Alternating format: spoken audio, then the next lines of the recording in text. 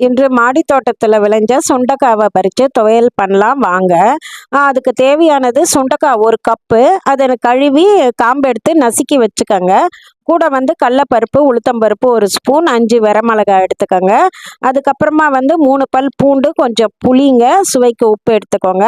கடாயில் நல்லெண்ணெய் ஊற்றி பருப்பெல்லாம் நல்லா வறுத்துக்கோங்க. அப்புறமா கூட பூண்டு, காஞ்ச மிளகாய், புளி எல்லாம் சேர்த்து பறித்த சுண்டக்காவையும் சேர்த்து நன்கு வதக்கிட்டு மிக்சியில் அரைச்சி எடுத்துக்கோங்க. லேசாக தண்ணி தெளித்து அரைச்சி எடுத்துக்கோங்க.